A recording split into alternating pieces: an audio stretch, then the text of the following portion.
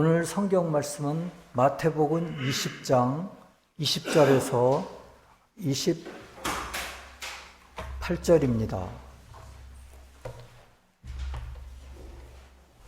한 어머니의 요구를 하는 주제입니다. 그때 세베대의 아들의 어머니가 그 아들들을 데리고 예수께 와서 절하여 무엇을 구하니?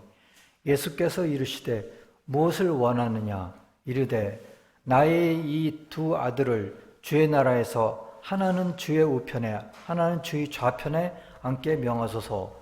예수께서 대답하여 이르시되 너희는 너희가 구하는 것을 알지 못하는도다. 내가 마시는 잔을 너희가 마실 수 있느냐? 그들이 말하되 할 수 있나이다. 이르시되 너희가 과연 내 잔을 마시려니와 내 좌우편에 앉는 것은 내가 주는 것이 아니라 내 아버지께서 누구를 위하여 예비하셨든지 그들이 얻을 것이니라. 열 제자가 듣고 그 두 형제에 대하여 분이 여기거늘 예수께서 제자들을 불러다가 이르시되 이방인의 집권자들이 그들을 임의로 주관하고 그 고관들이 그들에게 권세를 부리는 줄을 너희가 알거니와 너희 중에는 그렇지 않아야 하나니 너희 중에 누구든지 크고자 하는 자는 너희를 섬기는 자가 되고 너희 중에 누구든지 으뜸이 되고자 하는 자는 너희 종이 되어야 하리라. 아멘. 천국의 비밀 2872항을 읽어드리겠습니다. 천국에 존재하는 자유는 주님으로부터 유래한다.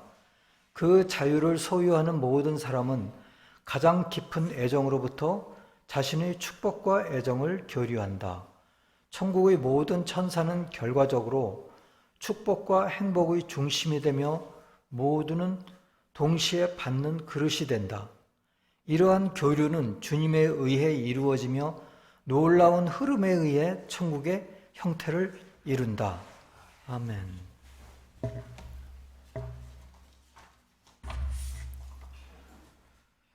오늘 말씀은 마태복음 20장 20절에서 야고보와 요한의 어머니가 주님의 좌편과 우편에 앉게 하여 주시기를 간청하였습니다. 요즘 말로 하면 어머니가 청탁을 하려고 온 것이었습니다. 천국의 상황을 모르고 세상을 구한 것이었습니다. 오히려 주님은 첫째가 되고자 하면 무사람을 섬기는 자가 되라고 하셨고 주님의 이름으로 어린아이 하나를 영접하면 주님을 영접하는 것이라고 말씀하셨습니다. 우선 오늘의 일이 일어난 배경을 보겠습니다. 유대인들 중에는 특히 예수를 따르던 많은 무리들과 주님의 제자들이 예수님의 하시는 일들을 보니 장님의 눈을 뜨게 하고 귀 벙어리를 안수하여 말하게 하시고 죽은 지 3일이 지난 나사로를 살리시고 걷게 하시는 주님의 능력을 보니 주님은 유대인들이 그동안 기다렸던 메시아가 바로 주님이시라고 확신하게 되었습니다. 유대인들은 성경 말씀에 메시아가 오시면 유대인의 왕이 되시어 모든 원수들을 물리치시고 이스라엘이 독립할 뿐 아니라 메시아께서 이 세상을 다스리게 될 것을 예언하셨기 때문에 메시아가 오시기를 기다렸는데 예수님이 하시는 일을 보니 주님이 메시아가 아니면 절대로 하실 수 없는 일들이라고 확신하셨습니다. 38년 된 병자를 일으키시고 죽은 자를 살리셨기 때문에 바로 이스라엘을 구원하실 메시아이심으로 확신하게 되었습니다. 그리고 주님께서 이제 갈릴리 지방에서 복음을 전하시다가 때가 되어 예루살렘으로 입성하신다고 말씀하셨고 갈릴리 지방에서 복음을 전하시고 사마리아 지방을 떠나 유대 땅 여리고에 도착하셔 삭개오를 만나셨습니다. 근데 여리고에서 예루살렘까지 높이는 900m라고 합니다. 그래서 여리고를 지나서 예루살렘을 향하여 가빠른 땅을 올라가시다가 예루살렘 근처에 이르셨습니다. 그때 잠시 쉬시는 동안에 오늘 본문의 내용이 소개되고 있습니다. 주님을 따르던 무리들과 제자들은 주님께서 예루살렘에 입성하시면 로마 군대를 다 물리치시고 메시아가 되시어 이스라엘뿐만 아니라 세계를 통치하실 것이라고 믿었던 것입니다. 바벨론으로부터 노예 생활을 하였고 로마의 속국이 되어 지금은 고통을 받고 있지만 주님께서 예루살렘에 입성하시면 로마 병사들을 모두 물리치실 것이라고 믿었고 주님의 정부가 세워지면 주님의 제자들도 무언가 한 자리를 차지할 것으로 생각하였습니다. 그렇게 기대하고 있는 차에 야고보와 요한의 어머니가 두 아들을 데리고 잽싸게 선수를 친 것입니다. 주님 앞에 나아가 절하며 주님께서 로마 군대를 물리치시고 유대인의 왕이 되시면 그 어머니의 두 아들 야고보와 요한을 주님 좌편과 우편에 앉게 하여 주십시오. 요즘 같으면 무엇이겠습니까? 내무부 장관과 외무부 장관을 시켜 주십시오. 그래서 주님의 좌편 우편에서 보좌할 수 있게 하여 주십시오. 라고 부탁했던 것입니다. 굉장히 세상적이죠. 네. 그런데 예수께서 대답하여 이르시되 너희는 너희가 구하는 것을 알지 못하는도다. 내가 마시려는 잔을 너희가 마실 수 있느냐 하고 말씀하셨습니다. 이 말씀은 무엇일까요? 너희가 각자의 십자가를 지고 너희 내면에 있는 악과 거짓과 싸워 이길 수 있느냐 하는 말씀이시고요. 나의 우편에 앉을 수 있는 사람은 모든 일에 공정하고 바른 것을 의도하고 행하는 것이 우편에 앉는 것이고 좌편에 앉는 것은 공정하고 바르게 생각하는 것이다 라는 의미로 말씀하신 것이라고 합니다. 그래서 요한계시록 해설 600번에 의하면 어머니는 교회를 의미하고 야고보는 인애를, 요한은 행위 안에 있는 인애의 선을 의미한다고 하였습니다. 그리고 오른쪽에는 남쪽이 있고 왼쪽에는 북쪽이 있습니다. 남쪽에 있는 자들은 명백한 선으로부터 진리의 빛 안에 있는 자들이며 북쪽에 있는 자들은 희미한 선으로부터 진리의 빛 안에 있는 자들입니다. 주님은 이번 일을 계기로 주님의 행위 안에 있는 선, 순진무구의 선에 대해서 설명하려고 하신 것입니다.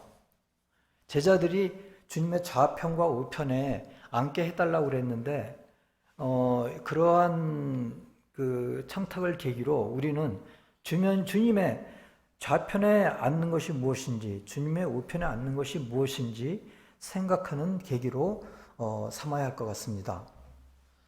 우리가 성공적으로 삶을 살려고 하는 것은 옳습니다. 하지만 가장 큰 사람, 첫째가는 사람이 되려고 하면 어떻게 될까요? 우리는 결국 세상적으로 이기적이 되고 결코 행복하지 않게 되고 항상 1등이 되려 하고 만족을 모르는 상태가 되어버립니다.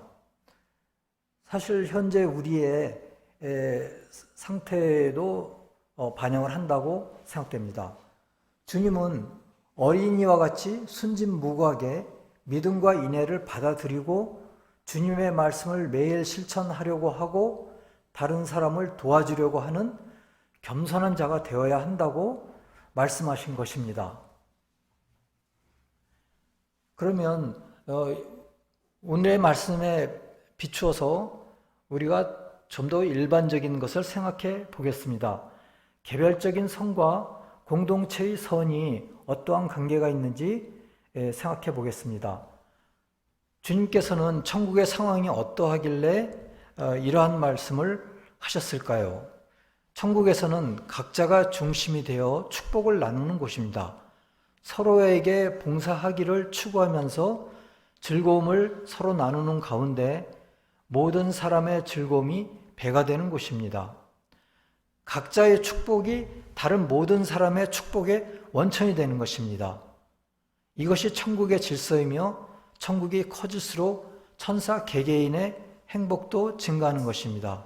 즉, 개별적인 선은 반드시 공동체의 선과 연결되어 있다고 말할 수 있겠습니다. 비유로 우리가 연못에 돌을 던지면 어떻게 되죠? 물결이 멀리 퍼져나갑니다. 그리고 그 물결이 다른 돌이나 연못 건너편에까지 영향을 줍니다. 이것은 마치 우리 동요, 퐁당퐁당에 나온 것 같은 것처럼 영향을 줍니다. 잠시 말씀을 드리면 퐁당퐁당 돌을 던져라. 냇물아 멀리 멀리 퍼져라. 건너편에 앉아서 나무를 심는 누나의 손등을 간지러 주어라. 이렇게 가사가 되어 있습니다. 하지만 우리는 거기에서 깊은 의미를 생각할 수 있습니다. 돌은 믿음의 필수적인 요소를 표상합니다.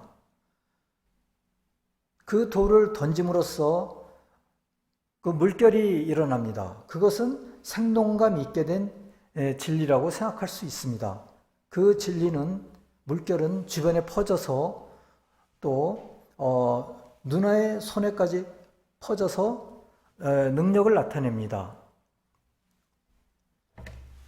누나는 교회를 상징한다고 생각할 수도 있겠습니다. 우리의 매일의 행동이 우리 주변에 있는 사람에게 영향을 줍니다. 친절한 행동이나 무례한 행동이 우리 또한 그 태도가 우리 주변의 다른 사람에게 영향을 줄 뿐 아니라 그 사람의 행동까지도 영향을 미칩니다. 우리의 친절한 행동이 영향을 미쳐 다른 사람들도 비슷한 친절을 행하도록 할 수 있습니다. 마찬가지로 우리의 무례한 행동은 다른 사람들로 하여금 참지 못하고 더 무례한 행동을 하도록 영향을 미칠 수가 있습니다. 심지어 어떤 현자는 말하기를 우리가 어떤 생각을 하면 그 생각이 멀리 퍼진다고 합니다. 즉 우리 주변의 모든 사람에게 영향을 주며 영향을 받은 각자는 또 주변에 영향을 주는 것입니다. 주님은 승리하는 자가 앉을 예비된 자리에 대해서 말씀하셨습니다. 그것에 대해서 살펴보겠습니다. 누구든지 크고 작은 자는 너희를 섬기는 자가 되라고 말씀하셨습니다. 영계에 새로 들어온 어떤 사람이 다른 세상에 와 있다는 것을 알게 되었습니다. 그런데 정작 집도 없고 다른 재물도 아무것도 없음을 알게 되었습니다. 그래서 화가 났습니다. 화를 내었습니다. 그는 그런 주님이 필요하신 것들을 공급하신다는 것을 교육을 받게 되었습니다. 그리고 나서 그가 혼자 생각하도록 해주었습니다. 그러자 그는 다른 사람에 대한 인애에 대해서 생각하기 시작하였습니다. 그로부터 받게 될 것에 대한 감사를 가지게 되었고 다른 사람들에게 빚을 졌다고 느끼게 되었습니다. 그때 그는 천국에 받아들여졌고 주님이 천사들에게 주는 축복을 받을 준비가 되었습니다. 천국에는 수많은 직업이 있으며 그 직업을 통해 봉사하며 섬기는 것입니다. 그 섬김에 따라서 주님은 집 및 의복 및 기타 필요한 것들을 주시는 것입니다. 이것에 대해 감사하는 마음을 가지게 될 때 축복을 받을 준비가 되는 것입니다. 마태복음 20장 23절을 보겠습니다. 이르시되 너희가 과연 내 잔을 마시려니와 내 좌우편에 앉는 것은 내가 주는 것이 아니라 내 아버지께서 누구를 위하여 예비하셨든지 그들이 얻을 것이니라. 주님의 좌우편에 앉는 것은 주님이 마시려는 잔을 마실 수 있는 자가 자격을 얻는다는 것입니다. 주님께서 마시는 잔은 악과 거짓과의 싸움에서 승리하는 것이므로 너희 내면에 있는 악과 거짓과 싸워 이길 수 있느냐? 너희 안의 악과 거짓들을 선이 있는 말씀으로 물리치고 승리하는 자가 주님의 좌우편에 앉을 것이다 라는 말씀을 하신 것입니다. 승리하는 자가 앉을 아버지께서 예비한 자리인 것입니다. 천국의 모든 사람은 다른 사람에게 봉사하는 즐거움을 가지며 축복을 서로 나눕니다. 천국에서의 행복은 다른 사람을 지배하거나 봉사받는 것에 있지 않고 다른 사람에게 봉사하는 데에 있다고 합니다. 그러나 지옥의 악한 사람의 경우는 어떨까요? 다른 사람을 지배하려고 하고 힘없고 비참한 악한 영이 결국에는 되고 맙니다. 영계에서는 또 지옥에서는 음식을 구하고 또 처벌을 면하기 위해서 비참한 일을 악하고 다른 사람을 지배하려는 사람들은 그러한 일을 하게 됩니다.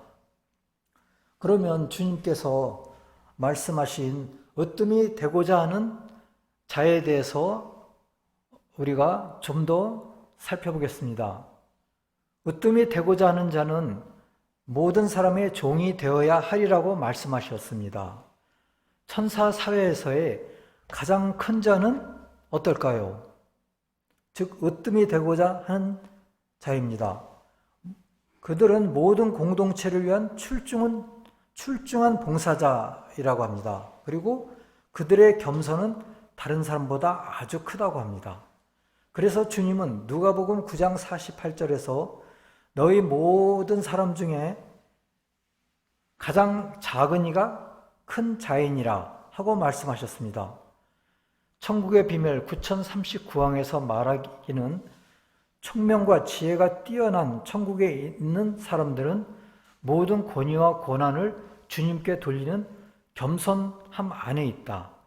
다스리는 데 있어 어떠한 영광이나 즐거움도 찾지 않고 사랑과 인애와 봉사에 대한 소원만 있다고 했습니다.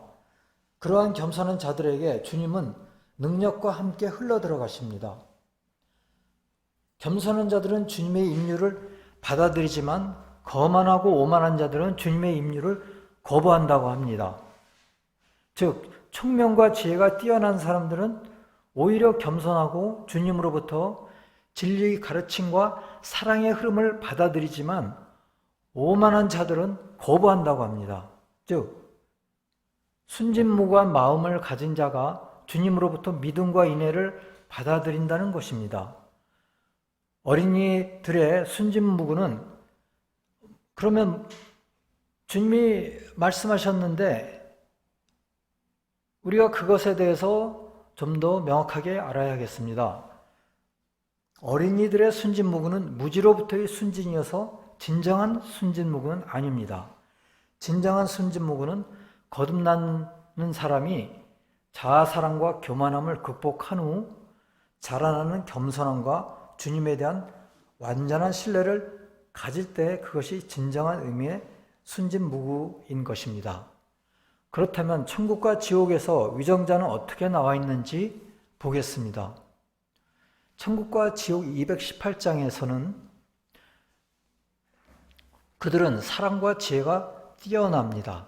따라서 모든 사람의 선이 되는 것을 추구하며 지혜로움으로 그 선을 실현할 방안을 알고 있습니다. 이런 위정자는 군림하거나 명령하지 않고 그와 반대로 봉사합니다.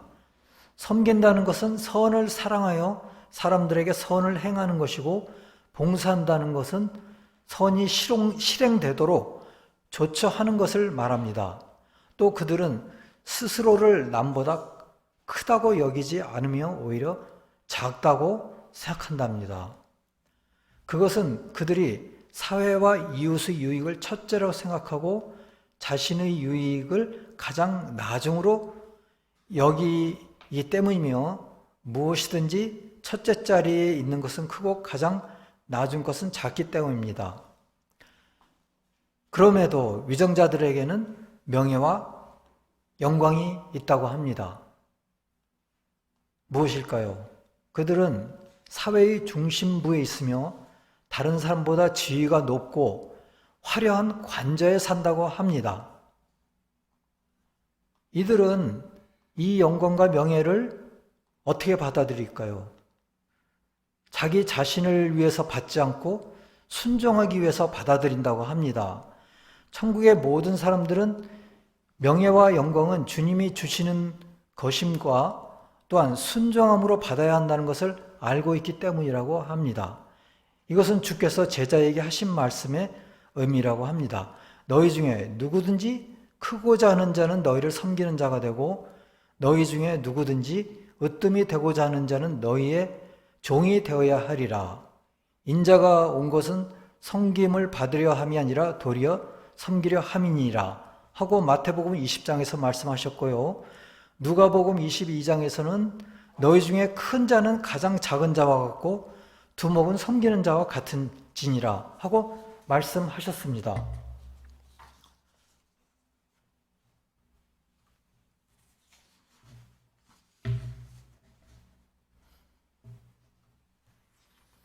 천국의 예절에 대해서 다음에 알아보겠습니다. 그러면은 천국에 있는 자들 간의 대화에서는 이러한 의미의 순종과 봉사와 겸손이 어떤 식으로 나타날까요? 그것은 천국에 있는 자들은 물론 대화를 하겠죠. 근데 서로에게 명령하는 어떠한 흔적도 들어있지 않다고 합니다. 그리고 자신이 주인이 되고 다른 사람을 노예로 여기지도 않는다고 합니다. 즉, 자신의 위치에서 명령하지도 않고 화합하려고 한다고 합니다. 오히려 각자는 섬기려고 하고 다른 사람에게 봉사하기를 원한다고 합니다. 천국에서 생활하려면 이러한 예절을 이 땅에서부터 훈련해야 하겠습니다. 다시 말하지만 주님은 마태복음 20장에서 너희 중에는 그렇지 않아야 하나니 너희 중에 누구든지 크고자 하는 자는 너희를 섬기는 자가 되고 너희 중에 누구든지 으뜸이 되고자 하는 자는 너희의 종이 되어야 하리라 라고 말씀하셨습니다. 천국에서 각 천사는 서로 간의 즐거움과 봉사를 나누는 중심이 되어 모든 사람의 즐거움은 여러 배로 늘어납니다. 그것이 천국의 질서입니다. 즉, 자기 자신이 가지는 즐거움과 또 봉사와 축복이 물결처럼 다른 천사들에게 가고 또 그 다른 천사들은 그것을 받아들이고 또한 더 그것이 배가 된다고 합니다. 그런 것이 천국의 질서입니다. 그래서 천사가 한 명이라도 그 천국에서 더 늘어난다면 그 즐거움이 또 여러 배로 또 배가가 되는 것이죠. 하지만 지옥에서는 그러한 질서는 전혀 없다고 합니다. 어떤 천사들의 단체는 똑같은 것을 말하고 생각하는 천사들로 구성되어 있습니다. 그 천사들의 단체는 굉장히 수가 많을 수도 있다고 합니다. 근데 어떤 천사들의 합창단에서는 어느 누구도 혼자 주도하려 하지 않는다고 합니다. 화합이 다 깨지겠죠. 이제 그러한 자가 있으면은 어떻게 될까요? 즉시 분리된다고 합니다. 아주 많은 구성원이 있어도 하나로 행동한다고 합니다. 구성원 모두는 하나하나 주님에 의해 인도된다고 합니다. 영계로 들어오는 선한 사람들은 이러한 조화로운 상태에 들어가게 됩니다. 물론 영계 이상적인 상황이죠. 이 세상에서는 그렇지 않을 수도 있습니다. 천국에서는 서로 봉사하려고 하고 서로 간의 즐거움을 공유합니다. 각 개인에게 천국의 행복과 축복이 흘러들어가며 그가 중심이 되어 다른 사람에게도 흘러 들어가게 된다고 합니다. 만일 새로운 천사가 추가로 들어온다면 모든 천사들의 행복은 배가 된다고 합니다.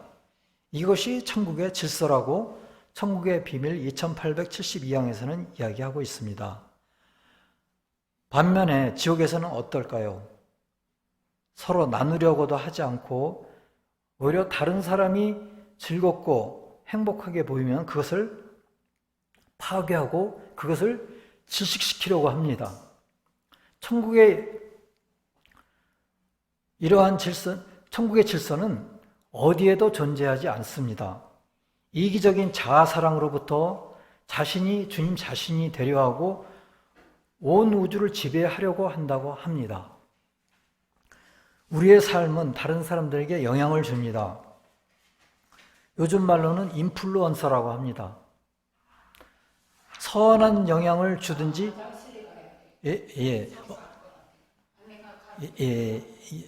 악한 영향을 줍니다.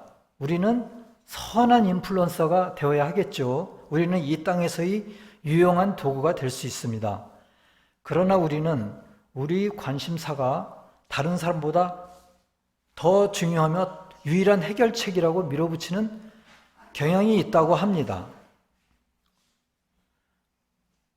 우리가 가진 관심사가 더 중요하다고 또 계획과 주장을 따르도록 다른 사람을 밀어붙이는 성급한 경향이 있다고 합니다. 우리는 이런 성급함과 싸워야 합니다. 물론 그것이 옳은 주장일 수도 있지만 그렇지 않다면 자신만의 이상을 실현시키려고 하는 자아이지 않을까 생각됩니다. 우리는 이러한 면에서 무엇이 진정으로 다른 사람들에게 봉사할 수 있는 길인지를 주님께 알려달라고 늘 기도해야 합니다. 그렇다면 우리가 이 땅에서의 교회와 공동체에서는 어떻게 하는 게 좋을까요? 우리가 행동하고 말할 때 이러한 천국의 질서 안에서 천국의 축복을 받아들이는 중심이 각자가 되어야 합니다. 그리고 교회와 공동체의 선한 영향력의 중심이 되어야 합니다. 그래서 그렇게 되면 교회와 공동체의 잠재력이 늘어납니다. 그리고 유용성이 증진될 수가 있습니다. 어떠한 잠재력일까요? 그것은 새롭게 교회에 들어오는 교회 구성원이 그 교회 공동체 안에서 차츰차츰 거듭나는 축복을 받을 수가 있습니다. 가장 중요하다고 할 수가 있겠죠. 그러므로 말미암아 주님은 우리 각자에게 임재하실 수가 있으며 우리 각자는 또한 다른 사람들에게 선한 영향을 주는 커다란 중심이 될 수가 있고 그로 말미암아 교회 공동체의 잠재력과 유용성과 또 거듭나는 그 역량이 점점 배가 될 수가 있는 것입니다. 그렇다면 우리가 이 땅에 사는 동안 적용할 사항이 무엇이 있을까요? 첫째로 우리는 교회와 가족과 사회에게 선함을 전파시키는 선한 영향력의 중심이 되어야 합니다. 둘째로 사랑과 인애에 대한 애정을 가지고 겸손하게 삶으로써 주님이 우리에게 임재할 수 있는 사람이 되어야 하겠습니다.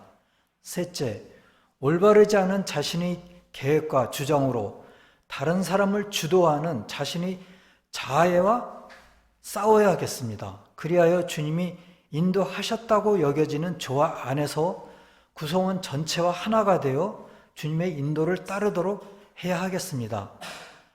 자신의 길만을 고집하는 데서 물러나 주님이 인도하시도록 자신의 교만과 고집을 내려놓는 훈련을 해야 하겠습니다.